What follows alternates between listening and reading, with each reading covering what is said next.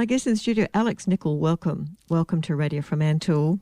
Alex, I usually talk about how we first met, like around 2006 maybe. I was doing some Access Consciousness classes and your mother came up and said, I want to do the classes with you. And I was introduced to you as well. And we also then, in, 2008? We went to Singapore. I opened up Singapore with Access Consciousness. You came up. But I didn't know all about your background. You're into horses, big time. Yeah, horses are my first love. Horses are your first love. I ride show love. jumping horses, and I also train race horses. Okay. When you left school, what did you decide? What did you do? Did you go to university or did you go to horse school? I didn't like school. So the first thing that I did was I went and worked with horses. I was trained by a really good event rider, Polly Ann Huntington, out in Bullsbrook. My father very cleverly said, well, you may not want to go to university now, but you might next year. And so he got me the bridging course entry into Muresk Institute of Agriculture. Okay. And once I'd gone and worked for a year with horses, I decided that maybe it was a bit hard work and that I would go to university.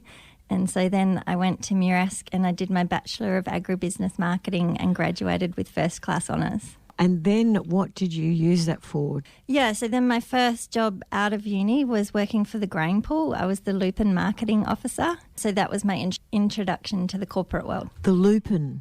Yeah. With lupins. Oh, okay. Yeah. That's interesting. Yeah. Because you told me at one stage you were actually riding horses in America. You were show jumping. Yes. So tell us the journey from Muresk, working with the lupins and the grain board, whatever, and then how did you get into... So I managed to keep riding horses all the way through my study at Muresk because we were allowed to keep our horses there.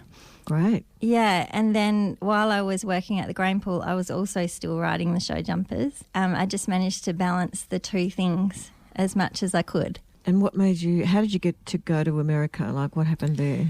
Yeah, so when I was a junior, I won the state show jumping championships twice on my wonderful horse called Mickey.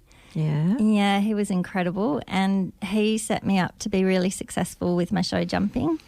And I was riding a horse in a clinic with a wonderful Grand Prix rider from America called Ian Silich, and he invited me to go over to America and train with him. Wow. So I flew my horses over to America. You flew your horses Did he pay for that or did you have to? No, my wonderful mother paid for that. Oh, my God, that's a lot of... That would cost a fortune.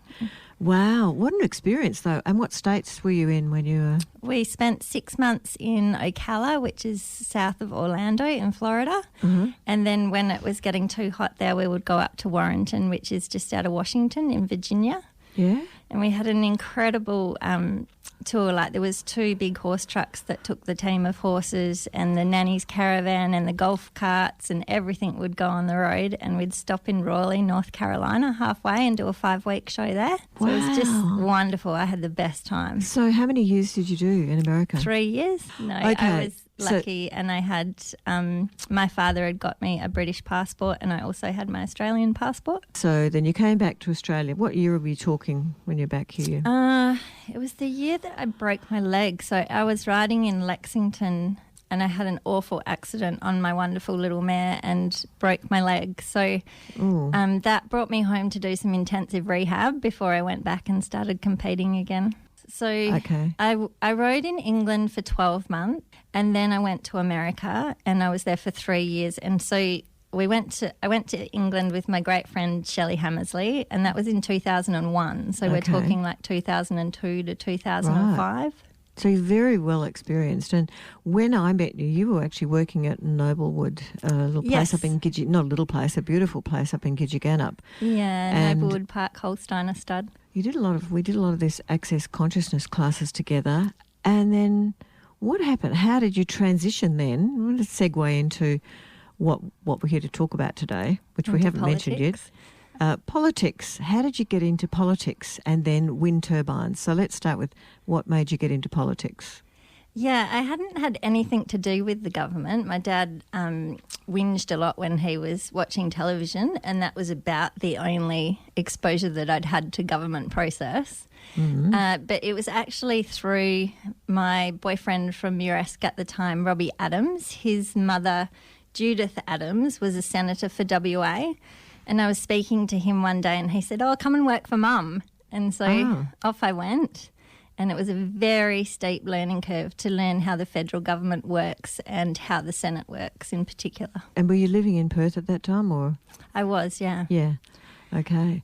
And then you did move over east at some stage. Were you still working with the government then? Or? I was, yeah. At one point, because we were flying over to Canberra for 22 weeks of the year, I decided that perhaps it would be easier to be in New South Wales. So I took one of my wonderful horses there, Lincoln.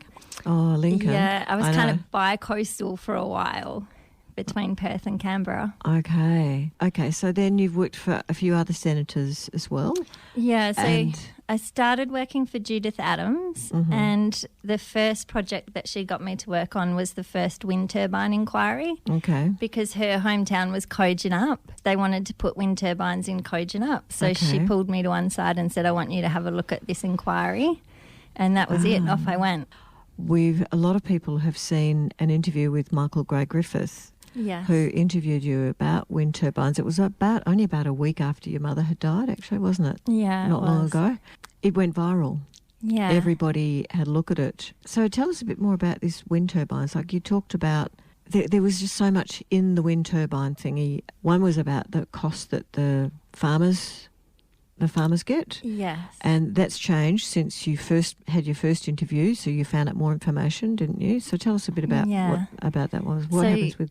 There's a lot to it. Yeah. The legislation that holds the wind turbines in place is the Renewable Energy Act from 2000 and the Renewable Energy Regulations from 2002. And they were put in place under the Howard government, so the Liberal Party.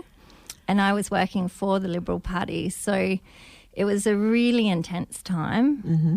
I worked in politics for 7 years and I had to look at the result of the renewable energy legislation and what it was actually creating. And it was quite a nightmare, to be honest. Yeah. Yeah.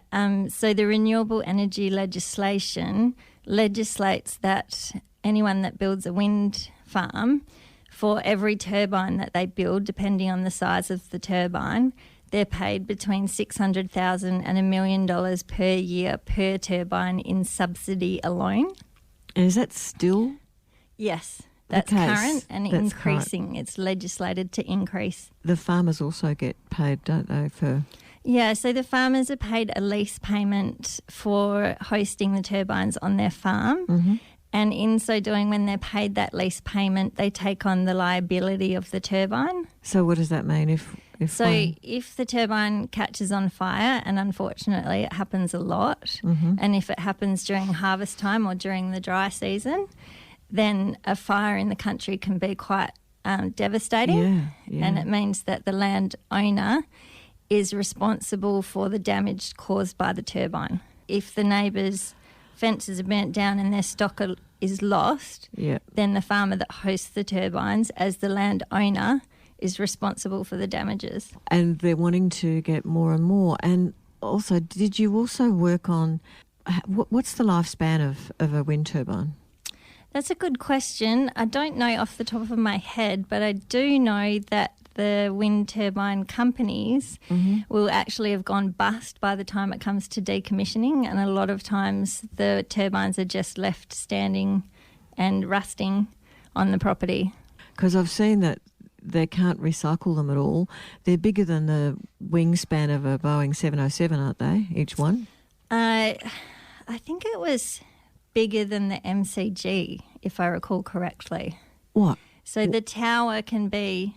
Like when I was working in politics, which ended in 2017, I'm pretty sure I looked at the blade span on the MCG. Yeah. So they're just enormous, and now they're even bigger. So I was talking to a farmer about a tower being 180 metres high, and she said, "Oh no, these ones that we're putting in are 280 metres, just the tower."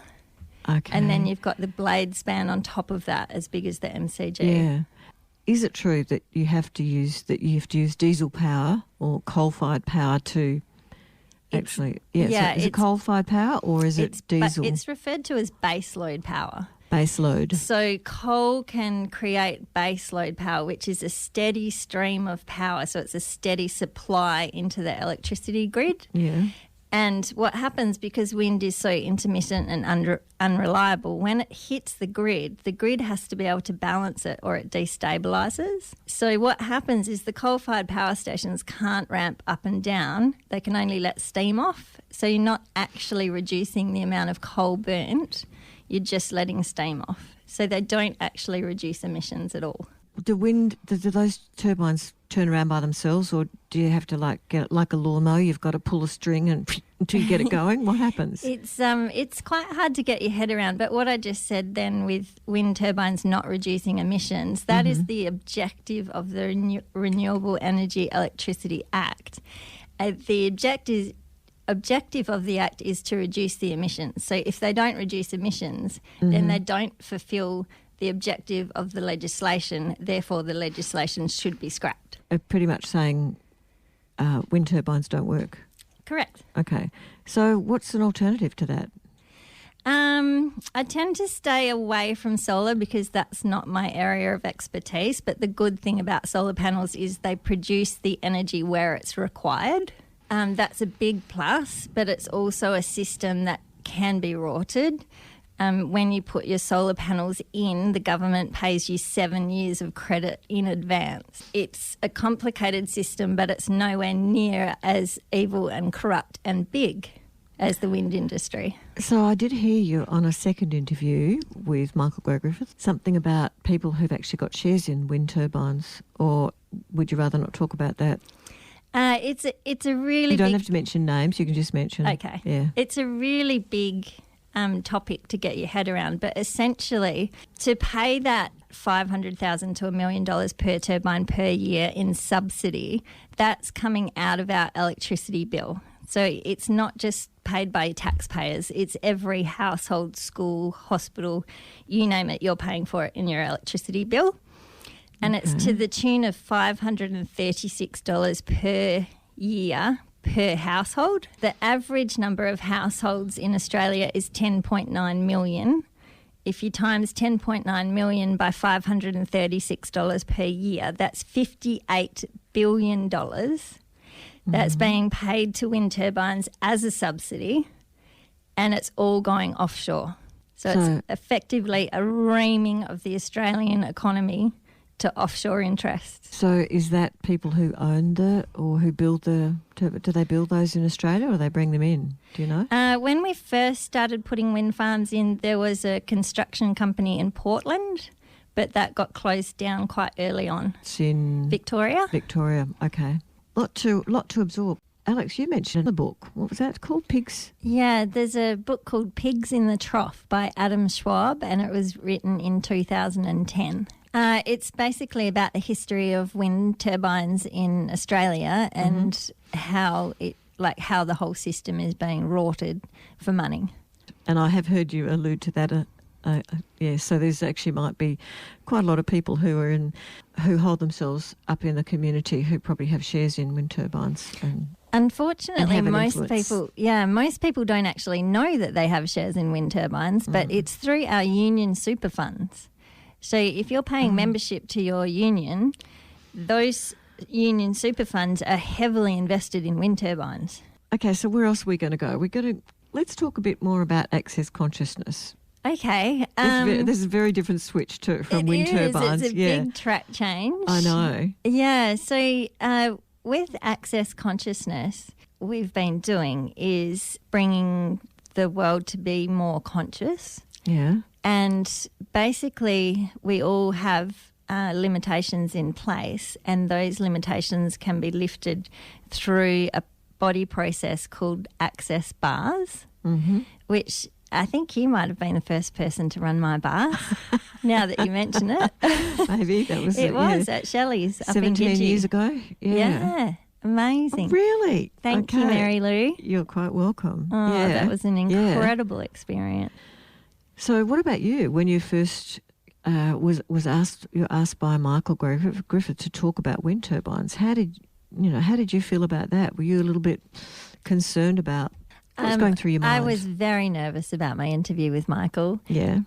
But because we're talking about access consciousness, I am very similar to you about what's going on in the world that actually picked up parts of the interview and then turned it into a talking point for themselves. So I was just so grateful that Michael got it all out there. And I've noticed a shift in your energy recently as well, where you've actually just started, you've come out, you found your voice. Yeah.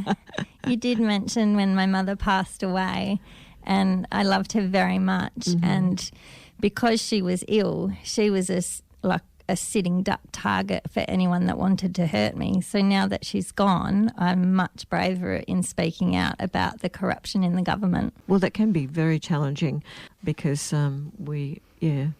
what we say is not necessarily any point of view from anyone else at the radio station. So many things these days.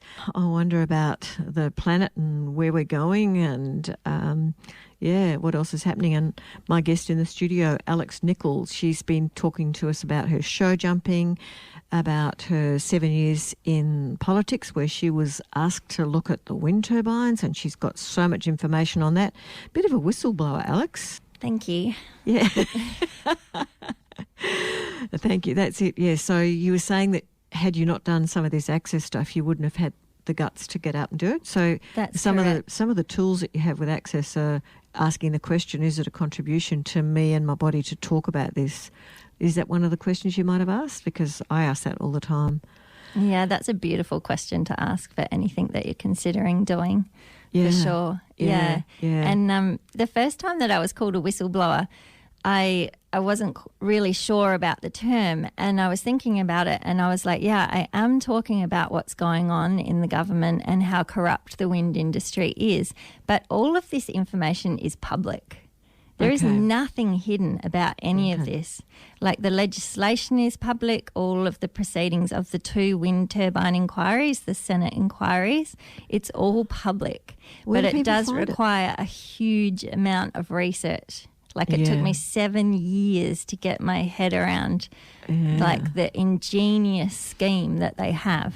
And where did that information go to? What did that senator that you worked for, what did they do with that? Yeah, so unfortunately Senator Judith Adams died in office. She had a long battle, I think it was 12 years, with breast cancer. Okay. So unfortunately she passed away several years ago now. Also another senator that was excellent in this area was Senator John Madigan, who was a Democratic Labor Party senator. Mm-hmm. Unfortunately, he's passed away as well. I believe that was with cancer. He was a wonderful man. We hit it off because he was a blacksmith and I could talk horses to him. Uh-huh. So we kind of sized each other up talking about horses, and then from that moment we knew that we could trust each other. That's interesting. So what was it like? Because I know, again, with access, you can ask lots of questions about, who do you trust? I mean, number one, you trust yourself and the awareness that you have. And how do you get to know who you can trust? Recently, last week actually, I came back from Rottnest after 4 fantastic nights, 5 fantastic days, and went straight to a meeting with Tony Abbott and Nick Gorham were talking, and they were talking about the no vote.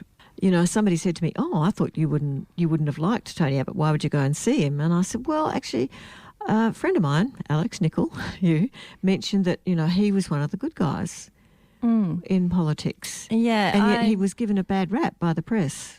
Yes, the press always gave him a bad rap. Mainstream media tends to do that. Budgie smugglers or? I really enjoyed the times that I got to work with him because I knew if I went to him with a problem that something would be done about it. Okay. You wouldn't read about it in mainstream media, but I would know that he had taken action on the things that I went to him with, and he lost the prime ministership. I no longer could really achieve anything. So, okay. Do we elaborate or do we just leave it? I think we should leave that subject leave it at that. There. Okay. Yeah, let's get on to something else that you've done in your life and you're still doing, and that's you train racehorses. Yes. So you've gone from show jumping. Yes. Did you do dressage as well? No, I don't appreciate dressage because it comes down to the judge the judges' marks. Show jumping is much clearer in that you either jump the fence clear or you don't. Okay. It doesn't come down to someone's judgment of how well you did it. Okay, right. And so how did you get into training? What brought you into training horses then? It was actually Gary Douglas, the founder of Access Consciousness, that said to me, how can you take what you love and make money out of it? And so then we started to talk about horse racing. Okay. Is that how you got into it? That was how I got into it. Wow. Yeah. And so the first racehorse that I owned was Rosie Rocket, who was the most incredible mare. I picked her up as an 18-month-old out of the paddock from Alan Young down at Kintor Stud in Serpentine. And I brought her home and broke her in and spent a long time trotting her up and down on all sorts of terrain and getting her legs really strong. Yeah, and then she broke the West Australian record for 8 races in a season. Really? Yeah. I think I bet on her once. I think you told me she's going to, this is good. She's at her tops. And yes, and my horse came in. Yeah, and she came third in the Railway Stakes in 2011, which was a huge race of over $1 million prize money, and she beat home 2 brilliant stallions, Playing God and God Has Spoken. They were 4th and 5th. That was their names? Yeah. Playing God. And God has spoken. Yes. But Rosie Rocket kicked them out. Yeah. She said, nah, this is a chick. She poked her nose out in front of them on the line. She was brilliant. What are you doing today then? What are you doing today? With the racehorses? Yeah. I have a couple of racehorses in work. I haven't been doing a huge amount with them because my trainer's licence was suspended for 12 months for being unvaccinated. Really? So, yeah, that shot my business overnight. Why? Because you're going to give COVID to a horse or something, or what? Like, no, what it was because the racing stewards brought in a local rule which said that you had to be vaccinated to continue training racehorses. And because of my own medical reasons, I wouldn't get vaccinated. So therefore, my business was pretty much shot in the foot overnight. For 12 months. So have they lifted that at the moment? Yes. Or is it still sitting there that you have to be vaccinated? No, once train a horse, for goodness sake. Once the mandate was lifted, my licence was reinstated.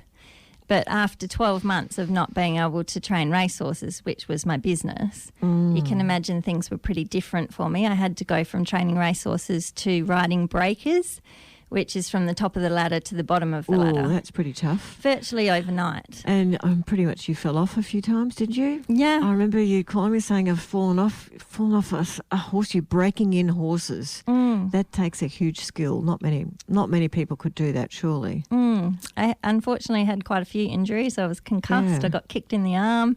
I had my shoulder pulled out, all kinds of things. But you also are a bit of a horse whisperer, aren't you? Yes. You talk to horses. So what happened with these ones that were playing naughty? Well, the ones, so my boss she's a wonderful person. Yeah. And I really enjoyed working with her. But because she's such a brilliant rider herself, she gets sent the most difficult horses.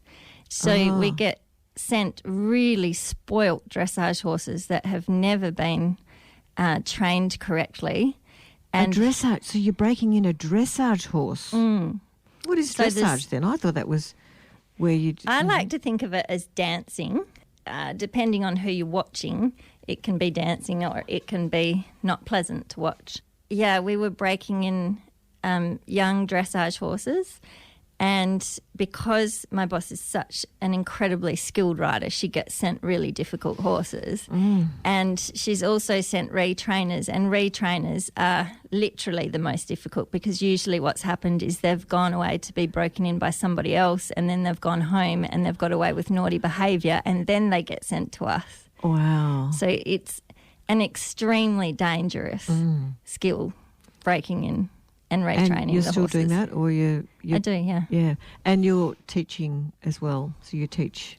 Yes, kids. And I also teach horse riding lessons. You'd be really good at that. Yeah, I really enjoyed teaching for Showgrounds Equestrian and Mike D'Agostino. He's now moved the Showgrounds riding school down to Oakford, and also he has the North Showgrounds riding school now as well. Yeah, it's really fun for kids to come and learn how to ride.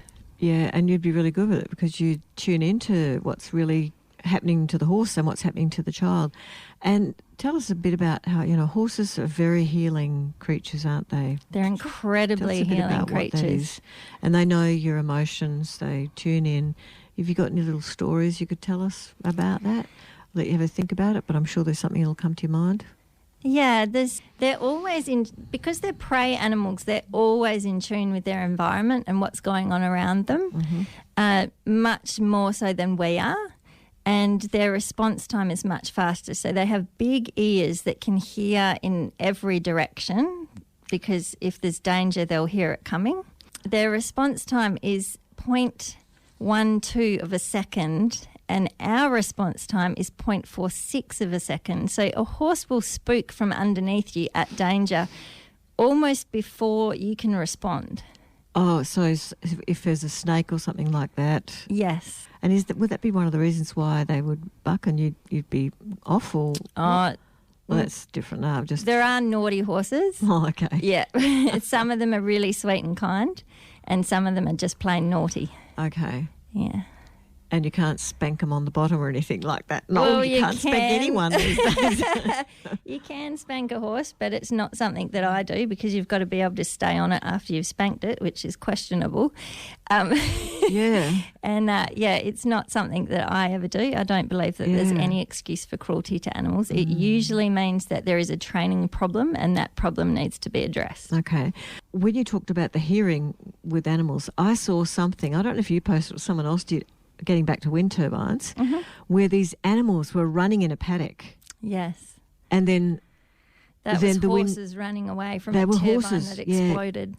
Yeah, a wind turbine that actually just went ballistic instead of just turning like slowly or whatever. Yes. It started spinning and then it fell to the ground. Yes. So what happens in high winds is they have to feather the blades so that it doesn't spin out of control. And if there is a problem with the feathering system in the turbine, then the blades start to spin uncontrollably and the brakes can't hold it. And if the brakes try and hold it, it catches on fire. So then you've got a spinning fire that is spitting off bits of blade, and there's 1,000 litres of gear oil up in that turbine, and that oil catches on fire.